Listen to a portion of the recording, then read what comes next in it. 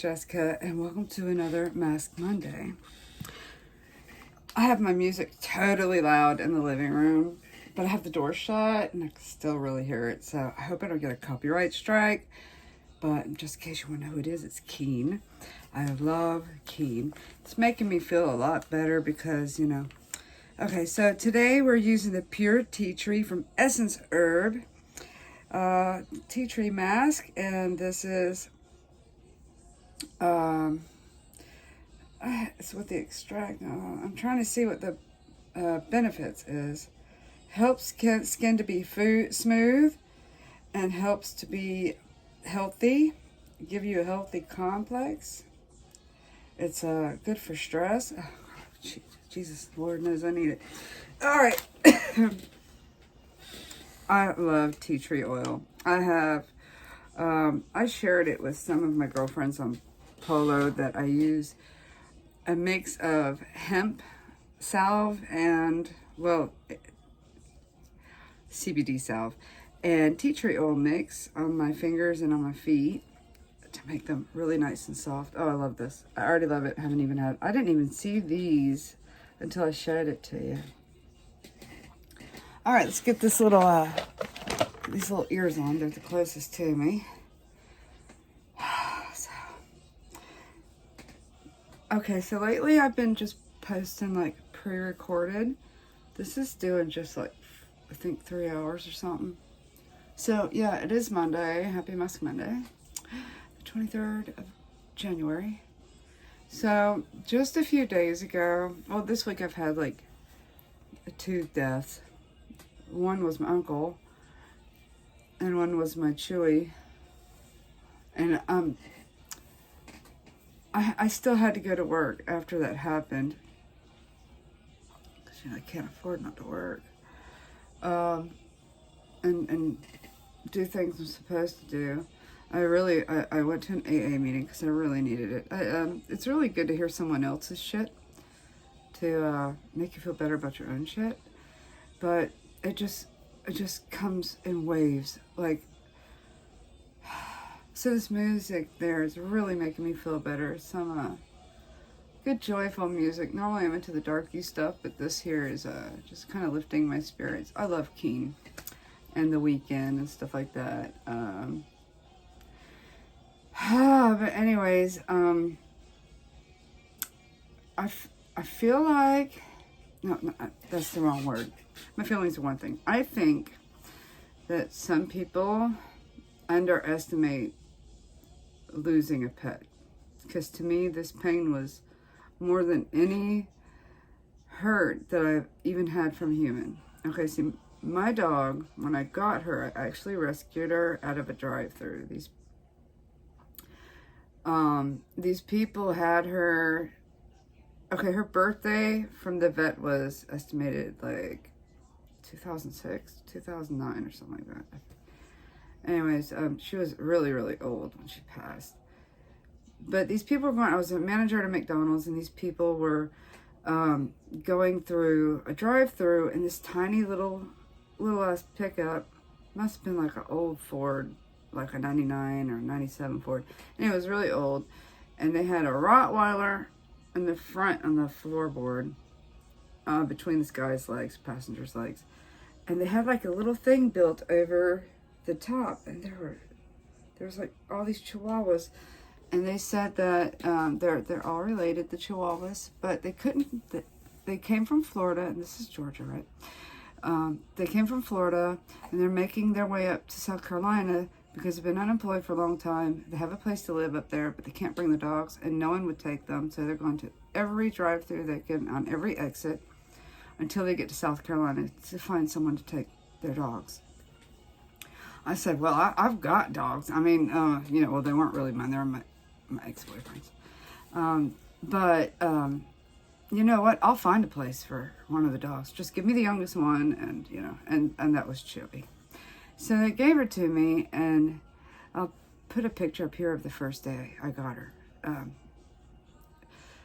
And then, so I was like asking people at the job, you need a dog? I'm trying to find a place for this one.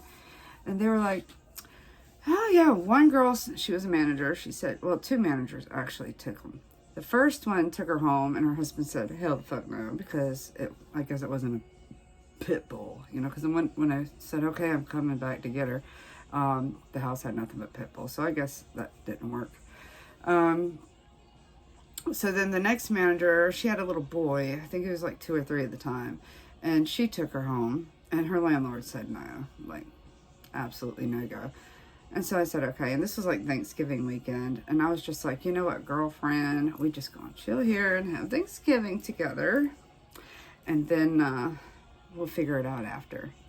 And this whole time, like, okay, I noticed she didn't want the leash, and I kind of realized it, because this dog was God put this dog in my life for a reason. I noticed things about her that I didn't know about other dogs. She would tell me kind of like things, and if I put her on a leash, it was kind of like a trust issue. So, okay, no leash for you. Okay, I trust you. And it got, she was just for me. And so everybody said, why don't you just keep her? You know? I was like, I don't know if I'm allowed to, because, you know, we already have 2 dogs that are big dogs, and some cats, and my ex-boyfriend's mother said, keep her, you know, she loves you anyways. And she was so fucking cute, and how she would always look at me, and only me. And she was the kind of dog that if, you know, you stood in a crowd of people, they couldn't distract her. She was always, when I called her, she was right there with me. We did trips together, traveled together. And these last, when she started losing, okay, so her teeth got really bad, and we, you know, which is common by Chihuahuas. So we got them taken out, right? And everything was fine, and then one of her eyes was starting to get cloudy.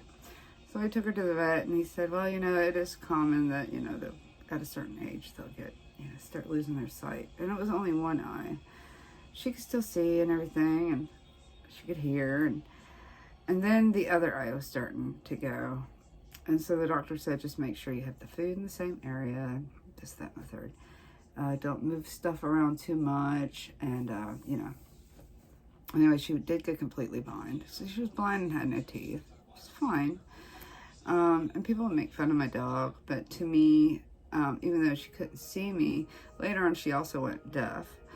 She couldn't see me, she couldn't hear me, but she could always tell when I would walk by, because she would go like this, you know? And so I knew either she wanted to go out, she wanted to eat, or she just wanted some, you know, snuggles or something. But this is the first pet that I have gotten that was like an animal to human soulmate, if you want to say.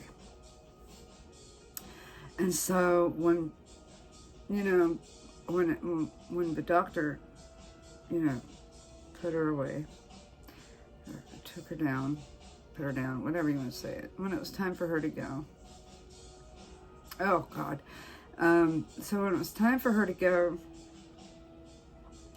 it was a really horrible day, right? The next day my uncle went, and that was like a total shocker. We didn't see that coming. And with Chewy, I kind of knew it was going to come. I kind of knew that day when we went to the vet.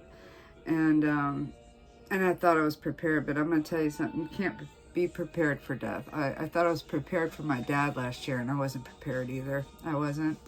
And so, you know, I'm waiting for her box, because I had her cremated, and I'm going to have her box. I'm going to put it on my nightstand so we can still snuggle and watch movies if I want to. And I know her presence is right there with me. And it's just, some people think that it's time to get over it because it's your dog. But I'm sorry, I don't get over it. It's just harder for me than anything else I've ever done before, ever. And so, you know, my mom said, you know, and my friend Sue were talking, they were like, well, maybe, you know, Beta, my other dog, you know, my husband got her for me a few months ago so that it wouldn't feel that horrible when Chewy's gone. Well, that didn't really work, did it? But nonetheless, I still have this dog, and this dog, she's a weirdo, but she only listens to me, and she only lets me, well, she don't listen to me, but she'll let me play and pet her. But, so they told me, maybe I should look into getting a new dog to give Beta some more skills of, you know, being in a pack or whatever. So like having another dog skills or something.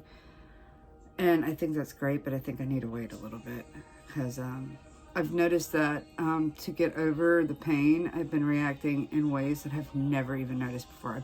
I did some hauls that I pre-recorded, trying to make myself feel better by getting some sales and getting stuff. But those feelings of, oh, excitement on sales, they only last for so long, and then they fly away, and then you're back with your old feelings again.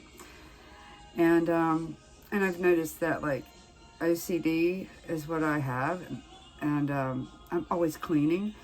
And so the last few days have been absolutely horrid for my husband because he can just put a piece of paper on the table and I'm right there picking it up because I'm just like, it gets my mind off of it.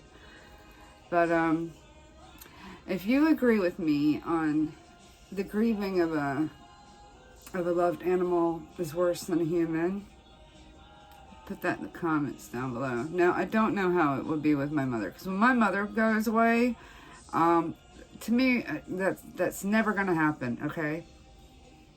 But, you know, I'm just not a person that deals very good with death, which is strange, because I like the dark side of life. I like gothics. I like horror movies and dark music and stuff like that. But for some reason, when it comes to death in real life, I really can't deal. I can't deal. So anyways, I'm gonna take this off because this is really, really drenched. See my skin, how drenched it is? Feels good. And I really needed this kind of relaxation, and I needed to vent in my video. And